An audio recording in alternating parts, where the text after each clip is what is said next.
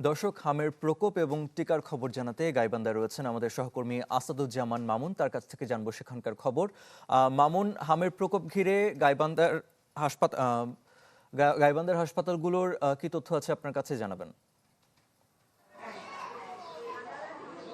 হ্যাঁ, হারিপিন আমি রয়েছি গাইবান্ধা জেনারেল হাসপাতালে রয়েছি। দেখতে পাচ্ছেন যে আমার পিছনে কিন্তু এখানে অনেক শিশু যে রয়েছে তারা কিন্তু জ্বর সর্দি কাশি দিয়ে আপনার আক্রান্ত হয়ে তারা ভর্তি হয়েছে। যদি আমি দেখাই আর আপনার মাধ্যমে যেটা জানাতে চাই যে গাইবান্ধার আপনার হচ্ছে যে জেনারেল হাসপাতাল সহ যে গাইবান্ধার 7টি উপজেলা রয়েছে সেই উপজেলাগুলি কিন্তু আপনার হচ্ছে হামের যে আক্রান্ত শিশুরা রয়েছে সেটা কিন্তু গত জানুয়ারি মাস থেকে এ পর্যন্ত আমি যেটা হাসপাতাল সূত্রে জানতে পেরেছি প্রায় 250 শতাধিক শিশু কিন্তু হামের উপসর্গ নিয়ে এখানে নিতে এসেছিল। কিন্তু গত এক সপ্তাহে এখানে গাইবান্ধায় 6 জন হামের সদর হাসপাতালে কিন্তু উপসর্গ নিয়ে ভর্তি হয়েছিল। তাদের মধ্যে 5 জন শিশু চিকিৎসা নিয়ে সুস্থ হয়ে বাড়িতে ফিরে গিয়েছেন এবং বর্তমানে একজন শিশু কিন্তু এখানে ভর্তি হয়েছে। এছাড়া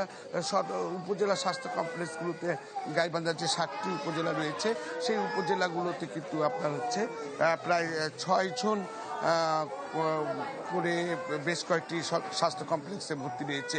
তো এখানে আমি যেটা সিভিল সার্জন সূত্রে জানতে পেরেছি যে এখানে টিকাদান কর্মসূচি তাদের কিন্তু রয়েছে এবং এখানে আপনার হচ্ছে যে হামের যে তাদের যে উপসর্গ যারা নিয়ে আসছে তাদেরকে চিকিৎসা ব্যবস্থা রয়েছে এবং পাশাপাশি আপনার হচ্ছে এই যে হাম যারা আক্রান্ত হচ্ছে তাদেরকে আপনার হচ্ছে এখানে গাইবান্ধা সদর হাসপাতাল সহ সব জায়গায় কিন্তু টিকা দেওয়ার ব্যবস্থা রয়েছে। এই ছিল গাইবান্ধা থেকে হামের সর্বশেষ খবর। মামুন, আপনাকে ধন্যবাদ।